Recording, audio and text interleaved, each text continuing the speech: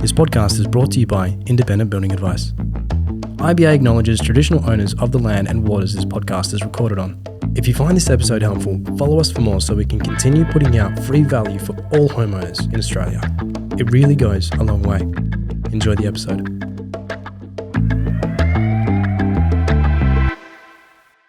Today we're talking about literally my favourite topic. We ask people a question at the end of what they'd put into their own home with every podcast, and this is the one that I select, and we are talking about skylights. And we're not talking just about those 1970s skylights where you have this little bubble on your roof and that's your light. We're talking about the big skylights, the Veluxes, how they can absolutely change the shape of your house and make your home feel light and bright and feel special. And we've got no one better to have on board than Clearview Skylights. We've got Ryan on board. Thank you for coming on the podcast. Thank you for having me. Mate, it's going to be great. Ryan, give us a bit of background in the building industry. Obviously, you've been in there for a long time. And skylights, how you got into skylights? My father's a major roof plumber in town. Since 15, got into roof plumbing. So I started off my time in roof plumbing. Then spent probably 5 to 6 years, then moved on to carpentry. Had experience about 4 or 5 years in carpentry, then worked my way up to a supervisor and a registered builder, and used to look after the construction departments for one of the big builders in Perth. Yeah, right. A lot of exposure. That's a lot of experience, to be honest. Did that for probably about 10 to 12 years. And felt like, something was missing. I would always like to be my own man, to run my own show. So there was an opportunity that came about to look into skylights and do renovations. Yeah, absolutely. Yep. And that's what, for me, skylights are. A lot of times skylights are renovations. They're not just a skylight in your roof. There's a lot more to them. Yeah, fantastic. So, you don't just put a skylight in your roof. There's lots of, timber work. There's plastering. There could be painting. But it depends on which type you choose. Yeah. Well, I obviously see a lot of homes, and you've seen a lot of homes. Obviously, I think you do this, and I walk through the home, and they're showing me this is our bedroom, our living area. But every time I see a skylight, like those big ones over a kitchen, and we do them all the time ourselves, and you just go, "Oh my God, that looks!" It just changes. It just makes that home special and welcoming, and it's got that wow factor. Every time you say skylight, Bane, I think you start glowing. Yeah. Every time you say it, I just love them that much. Yeah. So no, they are really beautiful, and it adds that next level to your home, 100%. And when you're talking about skylights, and this is where when when people ask you, or they ring up our office and say, "Hey, I want a skylight." First thing we say, "What type of skylight do you want? What type of budget do you have? And where is it going?" Yeah, because there's so many different types, shapes, of skylights in the industry now. Can you walk us through? Yeah. Start there. Yeah. So first of all, like I said, Ben, if you're my client, you'd say, ring up, "Ryan, I want a skylight." And you go, "Okay, so what are you trying to achieve? Is it a new build? Is it a renovation? And what type of roof is it? Kind of bedroom or room? Kind of bedroom, room." Yep. And then we, for us, we'd always recommend clients to come out to our showroom. We've got the biggest skylight showroom in Australia. Yep. In Wangara? In Wangara, yep. Yeah. So that's what we always recommend, because then you can get a taste or an option, bring your plans, bring photos, and then we can sit down and give you a one-on-one consultation and point you in the right direction. Now, I've been to your showroom and took a lot of photos and videos because I was blown away, because I think what a lot of people at home think a skylight is the options you go down there are pretty amazing. What kind of, what do you have on display there, just so people can get an understanding? Because it's not just seeing a little bubble in the roof. Yeah, cool. It's a lot more. Cool. And then with skylights, so there's 3 main on the market. Obviously, we've got the biggest Velux skylight showroom in Australia. There's 40-odd skylights in there, and it's growing too. So we're just starting a renovation 40, wow. to grow even further. So a client can have a look at all the different shapes, sizes, natural light coming in on an upper floor, so it's already there in your face, and you can choose the option that you require. Wait a minute, so natural light from an upper floor, what do you mean by that? So what it is, so you've got there's an upper floor mezzanine. Like and a void area? A void area, and then the skylights are built into the roof and coming through. Oh, beautiful. There's most of the other skylight companies may have them on stands and things, but we chose to say, hey, let's go the next step so people can actually physically see them. before they're installed. Yeah. And then they can see the blinds, they can see all the operation mechanisms, and they can make a physical choice and say, hey, I would like that one particularly.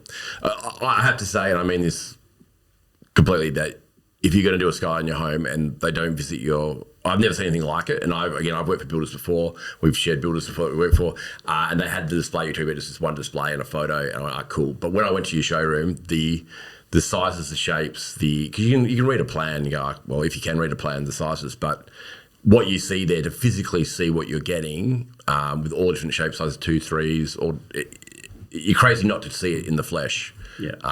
It's pretty big range. Yeah, no, thanks. And I suppose going back to your question, when you're dealing with skylight, so the first thing when someone asks you want a skylight, so it's all about position. Is it in a hallway? Is it in a kitchen living area? Is it in a bathroom? So what position? So then that will entail you, okay.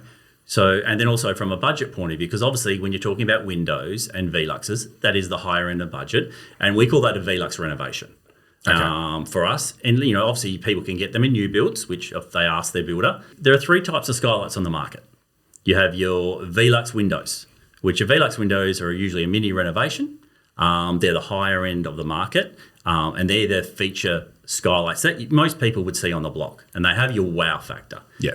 Then you have from there you go down to your tubular skylights, or the old acrylic dome type skylights, which most people would still have on their houses. They're 20 to 30 years old, but the new range is a lot better. The technology has come a long way. So the tubular skylights, there's still a point and there's still a need for that product. It's like a toilet or a hallway. Correct, for your minor rooms. And especially when you can't fit a window in. Yep. And there's a lot of times where you can't fit a window in. So then you sort of suggest, hey, I've got a tubular skylight that could fit in that position. Where the Velux window wouldn't. And also it's a budget thing. You might want to, it's a little bit more cost effective. Gotcha. Yeah. Then you have a solar light product. This is the new technology. Yeah. So solar lights at the moment are starting to become more popular. So what a solar light is, it has a solar panel. You put a solar panel on your roof. It runs off a cable to like a big downlight. These products are very good because, one, they're cost effective. And if you want to just if you've got a really dark hallway or a dark light source, they're very, very good because it's just really light that people are after. Yeah. And the benefit of this product is, so we're going back to the tubular skylight that I've just mentioned was the second option, is the solar light product the solar panel can be put north facing on your roof. With the tube, the top cylinder will always potentially could go east, it could go south, or it could go west. Gotcha. So in winter, you still will not get a great light source. Okay. And clients do complain constantly going, I've got a tubular skylight put in. Potentially you could even have a window put in that doesn't generate a lot of light. Yeah, well, yeah, but your roof's there, you're stuck with which way that room is. Yeah, gotcha. Yeah, so one of the most key ingredients of skylights, which might sound a bit silly and most people should realise this, is it's the way they're facing. So north facing is the key. So when you're designing a home, you want to try and get north facing, because what north facing does, it gives you the best heat and the best light. Yep. Then secondary, you've got west facing. West facing is afternoon sun.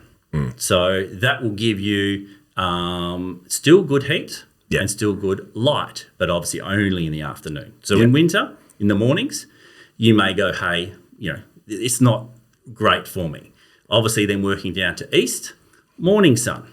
Yeah. And south, no heat, and a tiny bit of ambient light. Yeah. So when you're designing a plan, if you're sitting here with a plan or a builder or a renovation, if you can, and you had the choice, you obviously want to look at all those design concepts on the way that the sun is happening, especially when you've got 2 stories built all the way around you and you may not get great sun.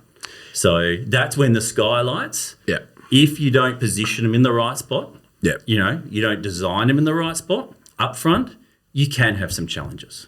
So is it worthwhile putting a skylight in on like a south side of a home, even though like it's dark, just to get light in there, although you're not going to get that direct sunlight, but if you had a bigger one, is it worthwhile putting one there just to get light in if you have no other options, or is it just something you just go, it's just not worth it because it's just really not doing much.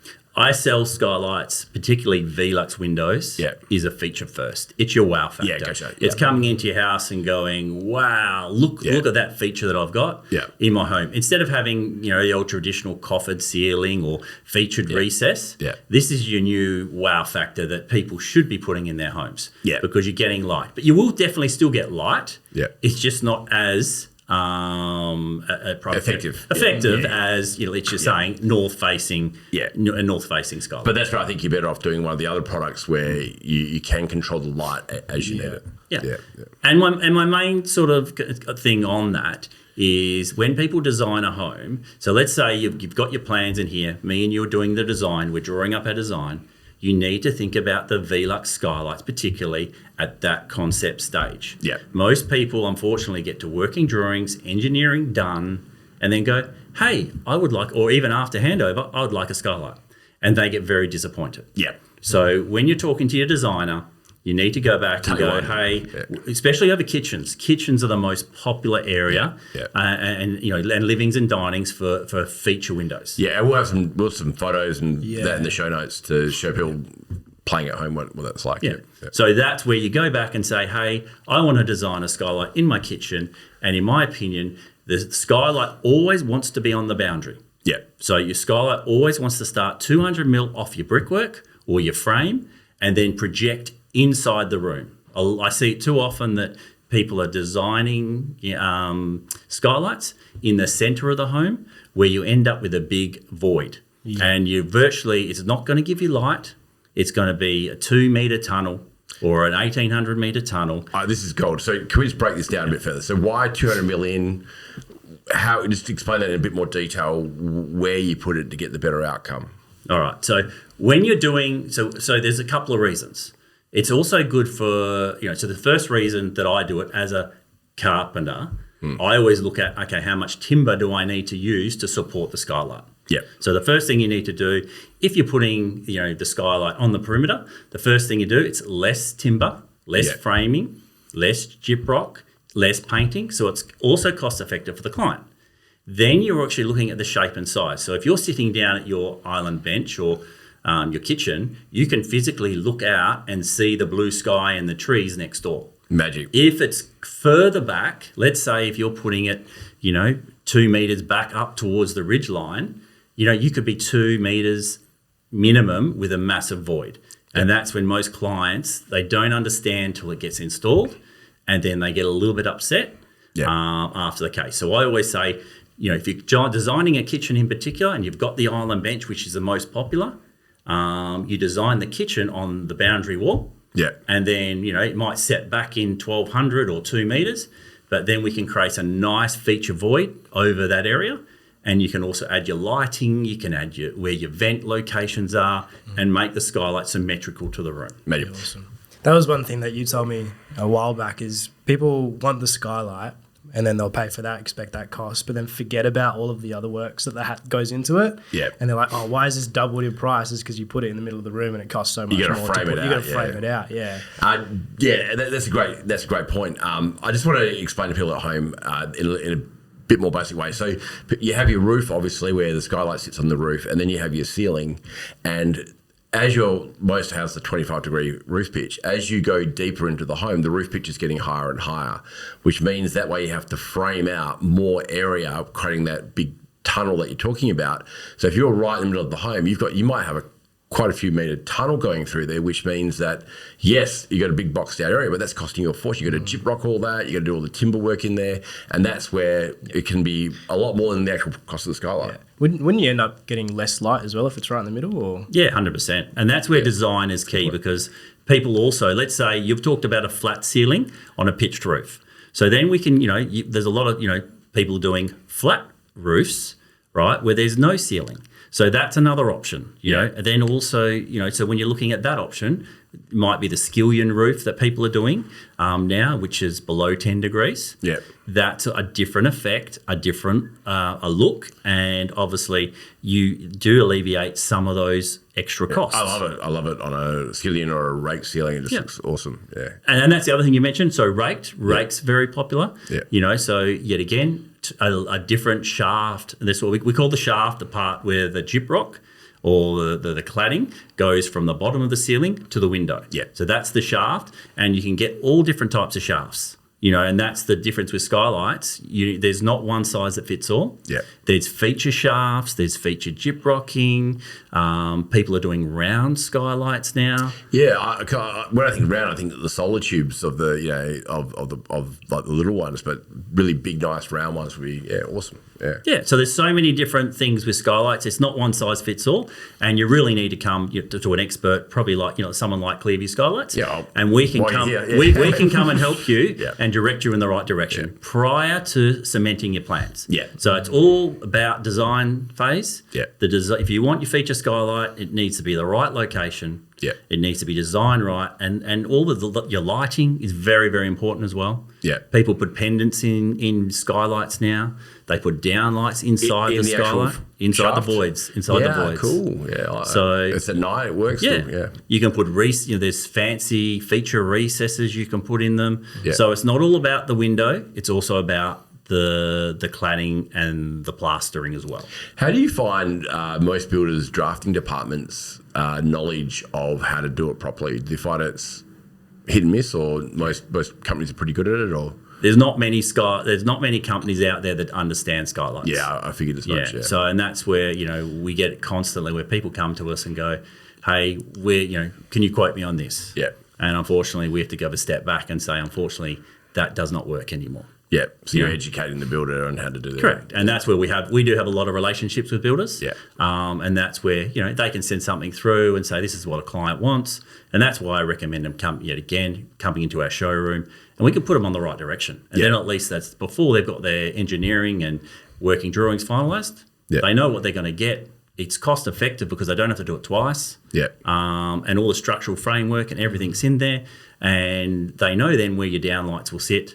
They know where the aircon vents will sit, the aircon registers will sit, the solar panels on the roof will sit. Yeah. These are all the obstacles that happen. That's a big one, the solar panels, yeah. Yeah. Services are another main point, because if you're not sure where the skylight's going, people are running their plumbing pipes, they're running their electrical cables, data cables, it's all these sorts of things. Skylights aren't a hard product. It just needs a little bit of thought and obviously planning, prior to. Yeah, absolutely. So why Velux? Why Velux seem to be dominating in the designer skylights? Why are Velux so good? Velux are, I get this question asked quite a lot. And must admit, I've tried some other products out there. Yeah. And I do keep trying. I mean, I'm happy to try other products if they can sort of be better. But one thing that Velux do, the product is second to none. Yeah. The after service, or the maintenance, you might as well call it. If there's ever a problem with your skylight, Velux doesn't question it. Pretty much they fix it. They give you a 10-year guarantee on their product. And there's no questions asked. And it's 5mm double glaze, is that my understanding? Technically, I mean, what they do is they have, with the Velux window, they so the outer pane predominantly, this can change a little bit per size of the skylight, but let's say the wider and heavier you go, obviously they have to upgrade their glass. Yeah, hopefully, yeah. Yeah, but predominantly there's a 3mm outer pane. They have an argon gas layer. That sort of sits in there. That's because it's a double glazed unit. That is it's 11mm. Yeah. They also have 2 panes of inner glass. Yeah. And that is 2.38mm to be exact. Yeah. Each, so 2 panes. Yeah. And that also that's the laminated glass. Mm-hmm. So that's the safety glass, which people are going to say. So if anything shatters, it's going to shatter in one piece, and it's it all meets all the code marks and Australian standards. Yeah. Very, very good product. Must admit, we don't use anything else because we believe that's the best product. You got to put your name to it and you got to make sure it's good. Yeah. With the argon glass and argon gas and the glass, for people at home, that is basically about energy efficiency. That's about basically the gas actually helps with on a hot day breaking that down, and also cold weather as well. So that's just not to get into energy efficiency today. That's a different podcast. Because a big thing a lot of people say, well, what in the summer it's going to be, I've got this big window here and all the sun's going to come through and it's going to cause this heat in my home. Do I really want it? What are your answers to those sort of things? Yeah. Well, one thing actually I did miss one little step. Velux do have low E glass in it. So there is a layer of tint already. So it's not a clear glass. Yeah. So that's a positive. But yet again, going back to the direction of the sun, especially in Western Australia, and you'd probably throw Queensland in that mix. Our temperature when it's above 30 degrees, you're probably going to want a blind. Yeah. And the blind, what they have is a very, very good product. It's a physical blockout. People have them in their bedrooms. Yeah. And they don't get woken up. It's a full blockout. They block, I think 90% of the heat out, even when you are facing north. So it gives you that option on those really hot days to be able to put it up, down, half open. Whatever you require. Yeah, and you're not climbing up there as a It's on a remote, right? Yeah. And that's actually on the glass itself. Is that right? Or Yep, correct. So it's internally. So it's okay. internally, and it's a solar powered wireless remote control. Yeah, cool. So it's not on an electric. That's pretty handy. Yeah. So some people do think it's an electric product. Mm-hmm. No, Velux are environmentally friendly, Yeah. and they're trying to have all their products, opening products, solar versions. Well, Velux is open and closed. Do you want to walk us through that? So Yeah. So what Velux do, so they have, their main product is you have your Velux fixed window. So that's the most popular. That's the one that's sold the most. They have about 11 different shapes and sizes in their pitched roof profile. And they have probably, I think there's about 15 different shapes and sizes in their flat roof profile. And what that means is if you have a pitched roof home, which is most people have their traditional pitched roofs, 25 degrees it's being built now, you'd usually go with the pitched roof skylight and it's installed that way. If you have a flat, and the reason why you do that, because it's about the water runoff and the waterproofing of the product. So if it's above 15 degrees, the water runs off quite smoothly, no leaks, no ponding, and the window works fine. beautiful. Yeah. When you have your flat roof, obviously that's usually for, yet again, we talked about skillions before, Yeah. or just commercial roofs. That is made to be down on a lower pitch. Yeah. Can be 0 to 45, that product. But yeah, so that's when you're doing, so they're the two ranges. But then you're going into the opening product. So you have your fixed skylights in both ranges. You have a manual opening skylight, which you have to use a rod. So if you're someone that was maybe an attic space, or you could actually reach the window to open it, a rod mechanism probably could be an option. It has a fly screen on it. Yeah. Okay. But it's just also it's a bit more cost effective. So that's what I'm saying. So when you're looking at what we're talking about, so the fixed one's the most cost effective, then you're going up to the manual, which is probably the next most cost effective, and then you have your electrical, and then you have your solar. Yeah. But the electricals are starting to be phased out. Okay. What was that? Because Velux are on the path to they want to be, they've got,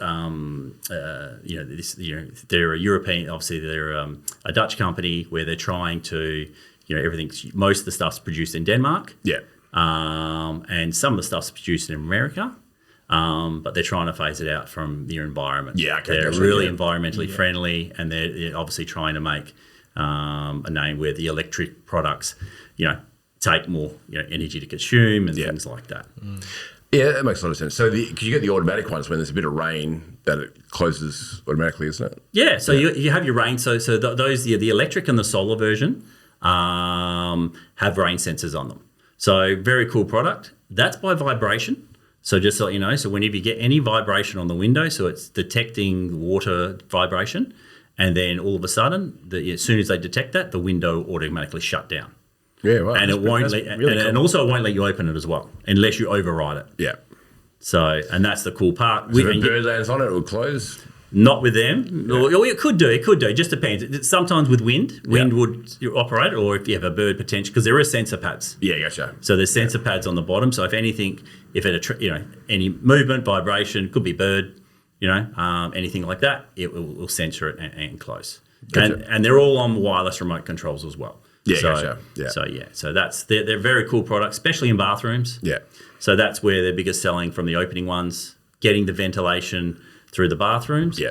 And Especially also, internal bathrooms, I'd imagine, would be quite popular. yeah, no, definitely. And especially the way we build nowadays, building boundary to boundary, sometimes people are having to put them in the bedrooms to meet code, ventilation and sunlight.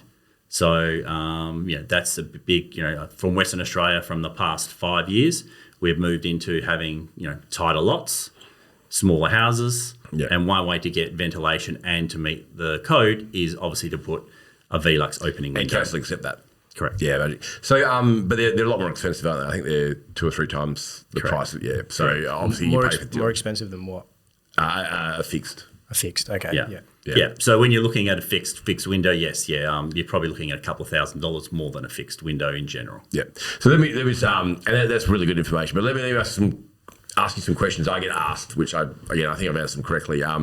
People say they can break easily, and the Velux or Skylights in general can break easy and smash glass everywhere. Is that my experience? Where I'll give you an example. We do quite a lot of fix-ups in town. Yep. So we're in, I think it was Adelaide Terrace. There was a flat roof, and we replaced 15 Velux windows. And on the upper, I think there was a tower next to it, and we had, I think there were party guys throwing bottles and bricks down to them, trying to smash them. Yet again, the laminated glass that they do put on, the safety glass, it just shatters the top pane. Yeah, wow. So, they're throwing projectiles at them, and pretty much there was nothing real, apart from shattering the first pane of glass that we were talking about before, the 3 mil on top, everything was fine. It's pretty. It's pretty. And we've tried, just so you know, we've tried to smash the glass before. Good luck. You're a big guy, mate. I'm sure you. If anyone can break it, it'll be you. So it'll be great. Yeah. What about leaks? A lot of people say, "Oh, we've got to watch out for leaks and things like that with the Skylights." Yeah, I mean, yet again, definitely that can be an issue. One thing that we do, I mean, a lot of people buy, like builders, particularly carpenters, even handymen, buy the product. They think it's a very easy handyman product to install. Yeah. In my experiences, it's not. But I actually love them doing it because it gives me plenty of work. Yeah. Because we get calls constantly and saying, we've got a problem with the skylight leaking. 9 times out of 10, it is usually because the installation method hasn't been followed correctly. DIY and DIA, do it yourself and do it again properly. What do you do in those circumstances? Do you have to start again, or can you take it from where they left off? Most of the cabs, it's not a full install, but it might be a partial or half install. A lot of times, it could be. A lot of times with Velux windows particularly, they have to be installed in a certain way. If they're installed, like one of the most common ones is, if you're getting a window that should be installed in portrait, up and down, people might say, hey, I can just turn it around and install in landscape. Okay. So you can't just flip it around to suit what you feel like. There's a flashing that needs to be considered, and the waterproofing needs to be considered. Yeah. And 9 times out of 10, that's why they leak, because someone says, I want to change my skylight direction. If you want to do that, unfortunately, you need to go back and change the skylight most of the times. Gotcha. Yeah. So it's not a quick fix. Correct. Or consider the flashing type that you want. Sometimes you can change the direction, but you might need to consider a different flashing type to accommodate the waterproofing. Yeah, because this thing's like if you have a window on the side of the home, it's exposed sometimes, but this thing's 24/7. So yeah, correct. Yeah, it's not a quick fix. What about security? People want to break into your home. Obviously, you can't break the window. I think you've already actually answered this. It's a very hard way to go. It might not be the easiest way to break in. Yeah, I don't think you'd ever. I mean, it's easier to get your screw gun out and lift the roof sheet, or break some tiles. Yeah, gotcha. There's no chance you're getting through that. I mean, if you are, it's too hard. You're not thinking it through. Yeah. Okay, so that's great. Let's talk a bit about design. You talk about different rooms, bathrooms, kitchens. What should people consider when thinking about designing Velux for their home? What would work great for them? Yeah, well, first of all, like I said, I've brought it up a couple of times now, and I am harping on it because it is the most important factor. It is, when you go to your builder, you need to consider what you want. So the first thing you're looking at, obviously we said, the direction of the sun. So first, that's the most important thing. How do you want to live in your home? So that's the verse you're saying. How do you want to live in your home? Do you actually want to have sunlight? At what time of day do you want the sunlight? Not many people consider that. They just think it's a skylight. So, and what year, like I said, do you want it in winter? Do you want it in summer? So that's where if you put it in, if you're putting the direction of the skylight north facing, you're going to get the best bang for your buck all year round. So that's the first thing. Then you're looking at, okay, what am I trying to do? So from an interior design point of view, you're going now, okay, where is this feature going to sit in my home? So let's say the most popular places for Veluxes are living dining room areas and I think over kitchens. Yeah. So, that's where you need to go, okay, do I want it over my dining room table? Would I like it over my kitchen bench top? And then you need to design your roof frame accordingly to that.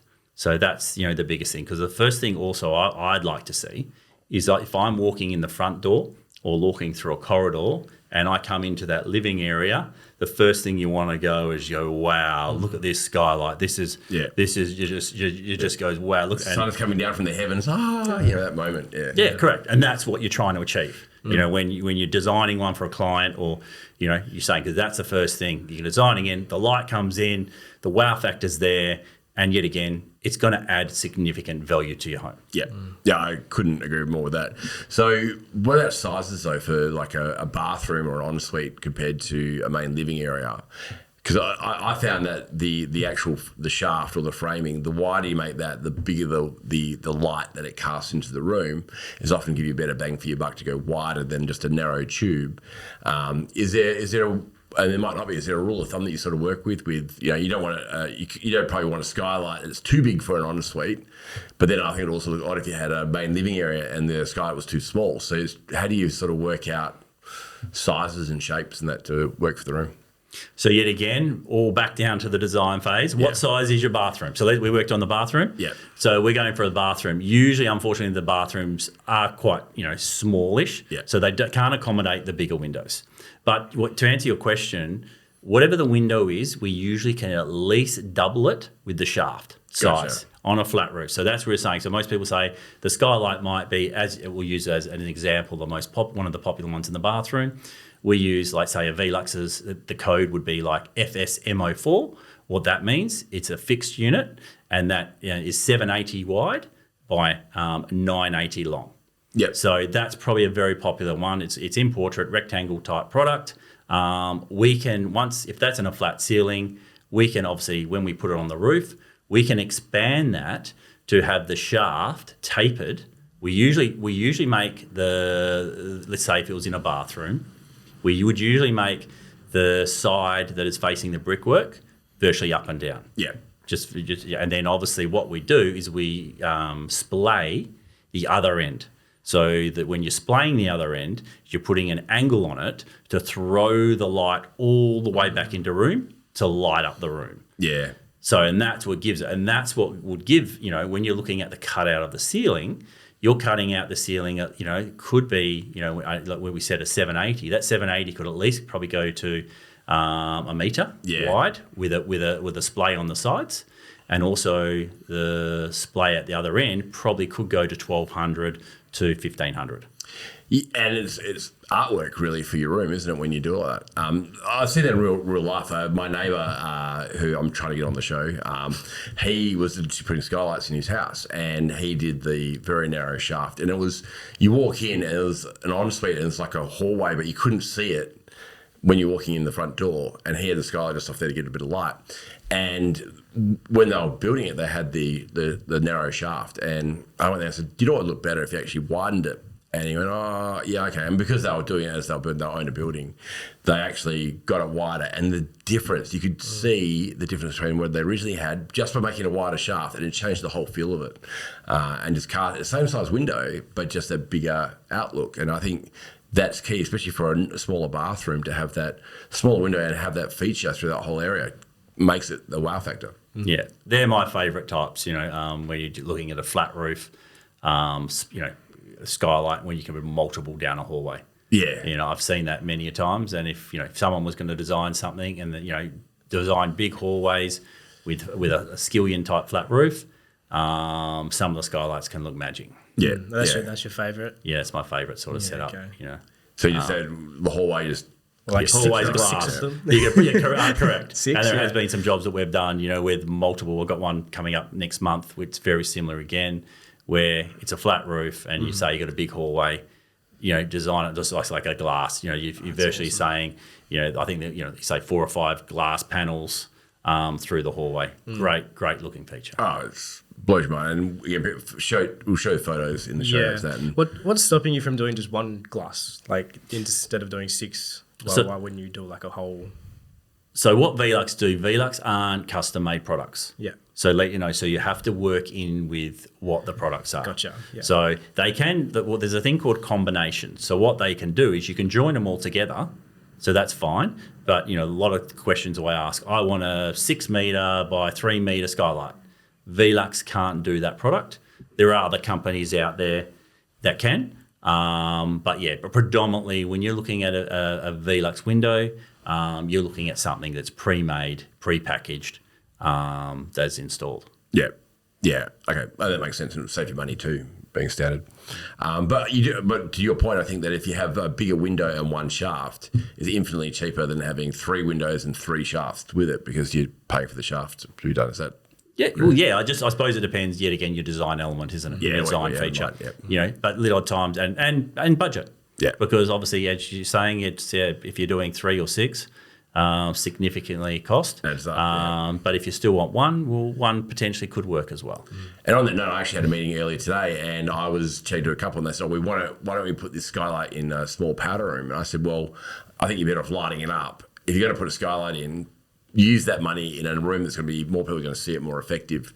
If you're sitting in a powder room, you go, oh wow, what a great skylight! Right, you're not hanging out in the room. Well, hopefully not. But I think if you're going to spend the money, you use it in a room that's going to get a significant advantage. To you. 100%. Yeah, in that area. Yeah. I mean, I think skylights are great with how they work. I think you've got to pick and be wise about what you're going to do. But I've also seen them positioned in odd places, like. If someone wants to put a skylight where the ridge of your home is, how does that sort of work with your roofage? Predominantly, I would say no. Yeah, that's purely. I mean, we have done quite a few for people. They say, no, I'm adamant. I want this skylight that's 2.5 to 3 meters in the air. Yeah. And we do say to them, well, we don't recommend it. If some client wants that product, what we do recommend, the higher you go up, the wider you want to go out. So the higher you go up, the wider you want to go out. Correct. So what I'm suggesting then, so let's say we're going up 2 meters. I want the skylight shaft. It might be 4 windows or 3 windows. Your skylight shaft is going to have to be at least, let's say we're going up 3. I need to go out. The skylight shaft needs to be at least 3 by 3. Yeah. So the top of where the roof is, you're going to have the windows a certain size, and the actual opening where the ceiling is has to be a lot wider. That's correct. Yeah. Because that's when you get your bang for your buck, and you're not getting that big tunnel effect. Yeah. What you're after. So that's why you want to try and creep them down as far down your roof as possible. Yeah. To get them. But obviously sometimes people are limited, or sometimes they're, that's what they have to do. Yeah. But that would be the solution if you wanted to get around, hey, I am putting them in a 2 meter bolt. Okay, then let's go, 4 meters wide. Let's make it a real wow factor. But you need to have the ceiling space to be able to do that, usually in a living, dining room, kitchen potentially. To come with that option. That makes a lot of sense. Now, obviously, a lot of people are retrofitting them into their homes, like as a renovation. If someone's got a metal roof, how does that work? Yep, doesn't matter. I mean, metal, tile, flat roof. So metal frame timber. Oh, metal frame. Yep, sorry. So metal frame still can work. The only thing is you've got to be consider on truss versus stick. Yeah. So obviously in Western Australia, we are starting to do a little bit more truss. But obviously we don't do a lot of it. If it's stick roof, we usually can modify the stick to work within that product. But the metal truss still can be done. There's just a little bit more thought involved, and potentially engineering as well. Yeah. Just for the people who don't know what truss and stick is, do you want to? Yep.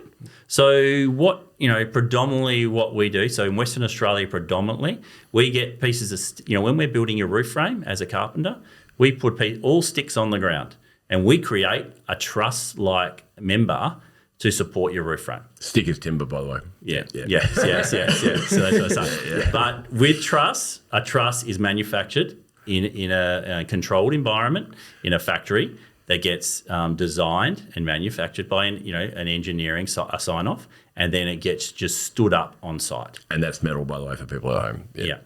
Yeah. Sorry, I'm a bit funny. I'm not a fan of. I'm not. I shouldn't say this, but I love timber. Yeah. Well, it's being carpenter. It's so weird. It's strange. Yeah. No, but the reason why, and Riley, great question, because people at home are going, sticks.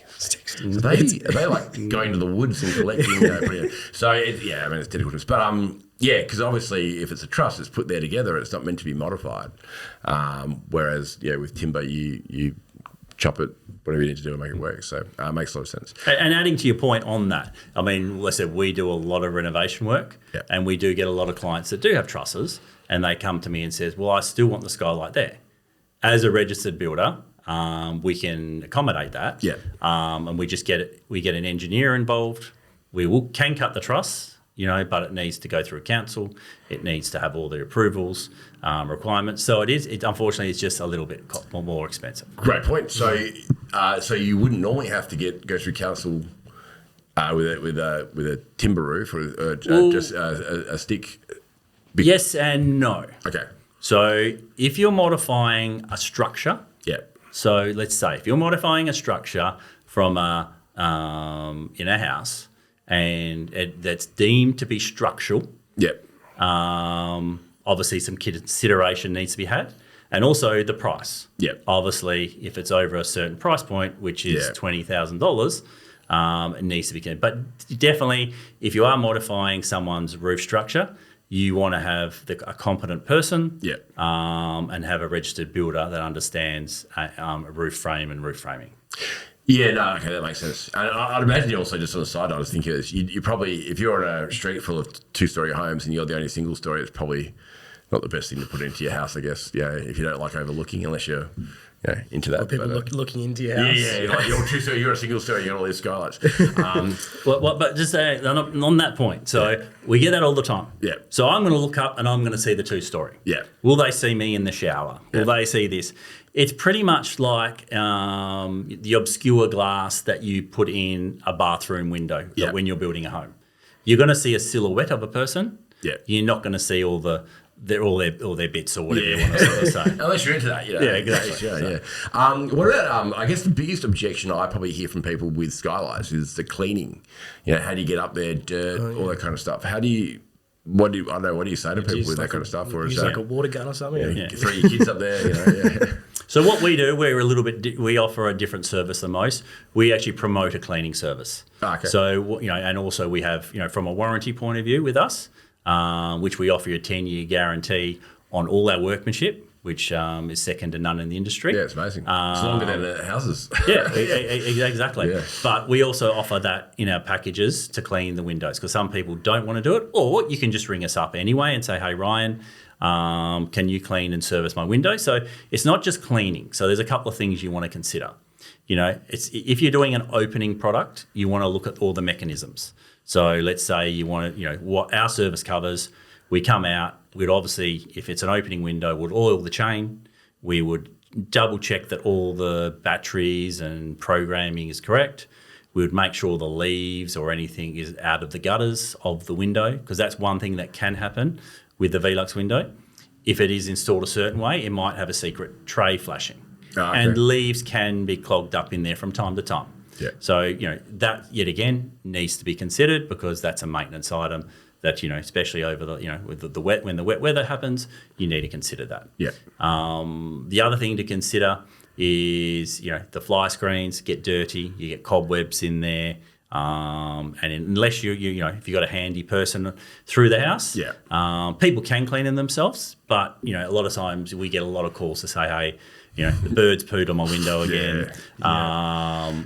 Can you come out and do your yearly clean or 6 monthly clean? Well, I was going to ask you, how often do you reckon if you're opening, how often do you recommend the maintenance? I'd sort of suggest no more than 12 months. But some people, like to get it done twice a year. I don't think people jump out of bed and go, today is Velux cleaning day. I'm sure people are like that. But On that point as well, just the other thing to consider, and this is going back to, I know I'm heavily on design. It's going back to designing your window. When you design it, and especially a lot of people get them done in stair voids. So it's a 2-story home. Stair voids. Yeah, stair voids, 2-story homes. Yeah. Virtually, they're very challenging to be able to clean. Yeah. So we do that, but sometimes it's a cherry picker. Yeah. Or something in that case. The other thing you consider, opening windows can be cleaned from the inside. Yeah. So what we do with the Velux window, and this also sets them apart, we can actually install the Velux window without stepping on the roof. Okay. How do you do that? So what we do with the Velux window, the fixed units you can't. It's like a Mission Impossible thing. Where, Yeah. The fixed units of Velux is you have to physically be on the roof to install them because you have to drop them onto a flashing. Yeah. With the opening products, you physically, what they do is they have a subframe and a sash, which are like a door frame and a door, they can come apart. So what you can do, so pretty much we can work off a ladder internally, cut out the plasterboard, Yeah, wow. frame it up internally, cut out the tin or take the tiles off from internally, and you work through like a hole. And then you can clip everything in place. And the reason why I mention that is because you can clean them the same way. Yeah. We can undo the sash, bring the sash down, and clean it outside and do everything instead of being able to need a cherry picker and things like that. Well, yeah, that's really good. Also, while you were saying, I was thinking that, a lot of these places that people are renovating and they've got old tile roofs up there, the less you're on the roof, the more you don't break it. So I guess that's something to keep in mind too. Yeah, and especially from a builder's point of view nowadays. I mean, it's always good to be safe, but obviously safety requirements have stepped up a lot. Yeah. And even, things like considering hatches. Because obviously people usually have solar panels on their roof or skylights and other antennas. Yeah. It's always good to have access and harness fixing points and ways to be able to save, because at the end of the day, it is from a builder's point of view and a designer's point of view, it is a requirement to design a house that can be maintained. Yep. Yep. Gotcha. Yep. Well, of course. But I don't think everyone thinks about that. But I think it's important to. But you're a builder. Okay. So, is it a lot more expensive to retrofit a skylight and frame it out than it is to build it in your new home? Because I've got some. It's funny how because we go to multiple builders and we get quotes. We go include this skylight in there, and the prices we get back can be almost double in difference. And then sometimes I've gone, what's the price to get it because we do extensions and renovations too. We got something that prices a renovation. We go, well, wait a second, that's about the same price. So it's not that much more expensive to do it to retrofit it, is it? Or am I wrong? I don't know. Without being, I'm not nasty to my builder friends or anything like that. Yeah. They obviously, I first think it would be the margin. Yeah. The margin would be different to every builder for a start. And if they don't know, they'll chuck margin on it. Correct. So there's a different margin. If you went to one builder A, he might be a certain percentage. Builder B, he might be another percentage. And most builders, and hopefully I'm not talking out of school, skylights are sometimes a little bit of a pain. Yeah. It's not something that they're trying to promote so much. They'll do it if the client probably wants it. But sometimes it's like, go see, which I like, go see Clearview Skylights. Yeah, Clearview, yeah. So that's what usually say, and that's good for us as well. But sometimes it does hold up the process sometimes, and obviously they might have had bad experience potentially with leaks. Yeah. But to do it as a retrofit, like let's say the home's built and then put in afterwards, is that a lot more expensive than it would do building it new? Okay, so it can be. Yeah. So what it is, so yet again, so you come back to the things that will happen. So let's say if we retrofit it, so the first thing you got to consider all your services. So straight away, did that plumber put the pipe through? Do you have downlights in the way? Do you have the aircon in the way? Oh, geez, there's solar panels up above me now. So that's the first thing you would need to consider. Then you go in, framing. How is it framed out? Yeah. Do I have structural LVL beams or structural timbers in the vicinity? Yeah. Do I need to upgrade all the structural timbers to make it compliant and have the proper roof loads and supports for my skylight? Yeah. And then you've got to paint it again. Then you've got to plaster it again. So these are the things. I mean, it is obviously desirable to do it in construction because you believe you can save some costs. Because you've got the plaster already there, you've got the carpenter already there. You've got the roof plumber or the skylight installer Clearview Skylights already there. Yeah, gotcha. Yeah. So, okay, so you're going to an architect designer, you're getting your extension renovation, new home built. They got their plans, bring it into you guys out of Wangara and talk to your team. Is that what people should do if they're not sure what they want, how they want to do it? Yeah, similar to that. I mean, make an inquiry, set up. I usually take the appointments myself. Yeah. Especially with plans and all your documents. Come in, ask to see Ryan, make an appointment. We're open on Saturdays for appointments as well. Yeah. And after hours, so we are quite flexible. So all you need to do is make an appointment, set a time, bring your plans in, and we can always help you. Yeah, amazing. Yeah, that's good. Because I think a little bit of research up front, Wangara, if you're not near the area, it is worth, and the showroom is amazing. Really, truly mean that I went there because I know a fair bit about Skylights. We ask you these questions, a lot of them, I know these, but it's not for me. And I went there and went, wow, that's what it looks like. And, just to see the size and shape. And I think if you're having a dinner party and it's a lightning storm outside, you can see the lightning through the sky, it'd be amazing, right? Have you ever seen that before? Like through a thunderstorm? Not really, being honest. No, Yeah. I can imagine it'd be good. I reckon it'd be sick. Amazing, absolutely. Or scare the hell out of your kids. Yeah. The dog's freaking out, the roof's falling. But yeah, but I reckon they're amazing. Again, I see a lot of houses, and every time I see them, 100% of the time I stop and go, oh wow, it just changes the whole feel of it. Definitely want to get them in my house when we get around to renovating. I keep saying that in the podcast, but eventually we'll get around to it. We'll get you guys out there. But yeah, I think it's great. Thank you for coming on the show. But we're going to ask you the big question. You're building or renovating your own home or extending, whichever, and a distant relative has left you a check for $10,000 that you must spend it on your house. What would you spend it on? All right. So we talked about and I think I've talked about the kitchen, living, dining areas. Our most popular Skylight, and I'll still say this is the best one now, we probably sell at least one of them a month, a 3-combination Skylight. Fixed, 3 windows together. 3 windows together with fixed windows. You could obviously upgrade to opening if you believed you needed ventilation. With the blinds in a one big vault over the island kitchen bench. Amazing. That is the one that sells the most. And when the wife comes into the showroom, we've got photos of it in our showroom, and there's pendants coming out of the Skylight itself, and we just go, I want that one. Yeah, done. and that is one of the top selling ones. And I've also got that exact 3 Skylights in my showroom as well. Yeah, wow. Yeah, and that's what you would personally pick to improve your home. Yeah, definitely. It's that one big wow factor feature in your kitchen living that opens up. If you've got a big formal area, dining, kitchen area, it's really adds that. And like you were saying, it's like it's the new trend that's happening. It is that new feature that really takes that to the next level. The blocks made it. Put it on the map. Yeah, in every single room. Yeah, absolutely. Yeah, it's funny.